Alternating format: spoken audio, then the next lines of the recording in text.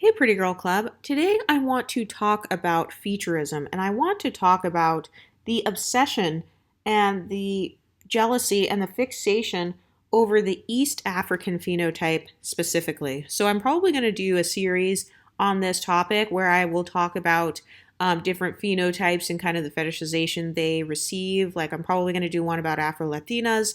Um, but anyway, I've noticed that when it comes to the East African phenotype, a lot of people are obsessed with looking that way. And I believe that it's because of featureism and texturism. So I've noticed that in the African American community, they tend to focus the most on colorism. Um, I have also noticed that a lot of people from other countries outside of the United States will come onto YouTube and talk about colorism. And then they will even go as far as arguing back and forth about who's light skinned, who's not, who counts as being light, who's not that light skinned. And I've noticed that there's an obsession with colorism, especially when you talk about women from other countries with a majority African population coming to the US, and then they want to talk about it because I've noticed some women, they get mad when they see mixed race women in the media or when they see lighter skinned women in the media. In my opinion, that is more of a problem with men. It's really a problem with white men. I don't know why in the colorism communities they try to blame everything on mixed race women or even black men. And I'm not defending black men because I do think that most of them are extremely self-hating. And I personally do not date unambiguous monoracial dark skinned black men either. But I have noticed that if you try to use that talking point that, oh, colorism got you to where you are in Hollywood. Okay, well, who created Hollywood and who runs Hollywood? Because it's not black men, it's white men. So why are you saying, oh, you only got to where you are because of colorism, and then you are not thinking about the fact that Hollywood is created and ran by white men? They're the casting directors, they're the producers, they're the ones funding these movies, they're the ones who are signing the checks for these women who are singing these albums, all these female rappers and stuff. Those labels tend to be funded by white men. But anyway, today I want to talk about featureism though, because one thing that I've noticed is that there absolutely is a difference in the way that a lot of the Eastern Africans look versus the West Africans. So when it comes to featureism, I believe that featureism is often against more West African features because I've noticed that whenever somebody calls an MLS woman ugly, she tends to have West African facial features. I think of women like Ella Mai. I think of people like Jay-Z. He's a good example of this. He has more West African features. So I think of kind of like that wide, flat nose with the full lips. So let's not pretend like we don't know what black features are. I've noticed that whenever I start discussing things like featureism on this channel, people like to try to pretend like, well, no, blackness can look like anything. It can look like this, it can look like that. And I understand that there are exceptions, but the exceptions do not make the rule. The majority of African Americans tend to have West African features, and this is due to like the slave trade and like the parts of Africa where the slaves were brought in and stuff. So the average African American does not look like a Habesha Ethiopian. And I wanted to talk about this because me and my brother actually get mistaken for Habesha Ethiopians all the time. I didn't even know what Habesha was or what that meant. I didn't know what it was, but me and my brother heard it so much to the point where somebody looked it up and they were like, oh, that's an Ethiopian group. And like with my brother, people kept walking up to him and talking to him in that language. I don't know what language they speak. But I do think that because of the facial features that a lot of like Ethiopian women have or like Somali women, I think of kind of that smaller nose. And I think of the smaller nose coupled with kind of more of a narrow face. Basically, not having broad features, having keen features. I've noticed that if you have those keener features, you are more likely to benefit from quote unquote featureism. So I have noticed that whenever people use the term featureism, what they really mean is a person who has keen features being kind of praised for their beauty or being seen as more quote unquote ambiguous. And that's because a lot of people associate keen features with Europeans. Yes, I know that white people can have, bigger noses or bigger lips or whatever, but again, the exceptions don't make the rule. The average white woman does not have lips like Jay-Z, so to pretend that she would, that would be disingenuous. So we're not talking about exceptions in this particular video.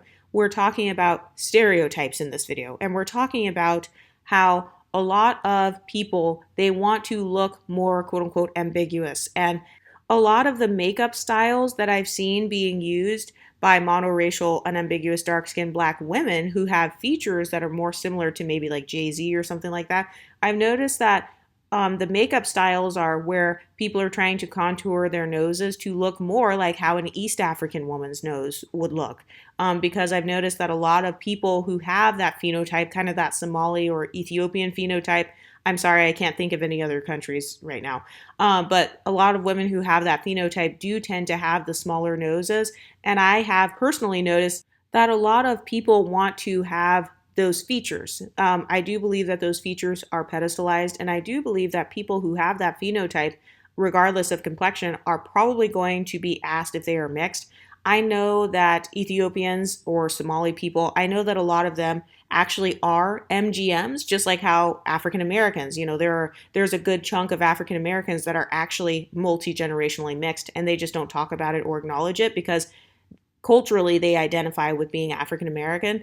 I believe that when it comes to people who come from maybe more of like that East African background, I view them the same way that I would view a lot of Latin Americans, in the sense that oftentimes they tend to identify with their nationality or their ethnicity.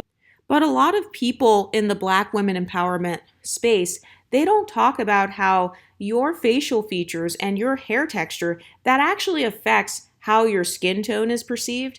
And I personally believe that your facial features and your hair texture, that affects like the way that people perceive your race. So a person can be dark skinned and still look mixed, because anyone who has been around a lot of Arab people knows that Arabs can be very pale, or they can have more brown in their skin and stuff like that. And so let's say somebody's mixture is African and they also have Arab ancestry. I think of people like Yara Shahidi. They're not going to look the same as a 50-50 black-white biracial person. But I have noticed, though, that a lot of people, they won't admit that their beauty standard as far as facial features is kind of more of that East African look, or like more of the keen features. And so I've noticed that people will try to use featureism against us, mixed women, or against lighter skinned women or MGMs. They try to use featureism against us, and then if we have West African facial features, they'll try to say that we're mediocre or ugly if we don't have enough keen features. So first of all, I can see right through that. But secondly, they're also revealing that their beauty standard as far as features are keen features. So let's talk about people who are light-skinned with keen features. Alicia Keys is a good example that I can think of. Christina Milian is another good example I can think of, with a lighter skin tone and keen features, versus women who have broader features like Ella Mai. Georgia Smith also has broader features, because I've noticed that when it comes to your actual bone structure, one of the biggest differences that I noticed about the East African phenotype versus the West African phenotype is the actual bone structure also tends to look different. I've noticed that some of them have a kind of more of a narrow face, like kind of a narrow, pointier looking chin. Whereas a lot of African Americans with West African ancestry tend to have kind of more of a square face, kind of more of a square jawline with bigger masseter muscles. So that's kind of like this, the lower part of the face just tends to look more broad and more wide on people who have more West African ancestry. I know that if a person has maybe an Ethiopian background or some sort of Somali background or something like that, I know that they are not always going to look the same. But the bottom line is that people do stereotype. And so I do think that a good amount of people who have that ancestry do fall into the looking mixed category. As far as what they have in their DNA, I'm not sure. I do know that a good amount of them have some Arab admixture, because I've personally met a lot of East Africans. Like I've met some Somalian girls they have a very dark skin tone and they have bone straight hair. So they actually look more Arab versus looking like a monoracial, unambiguous black person.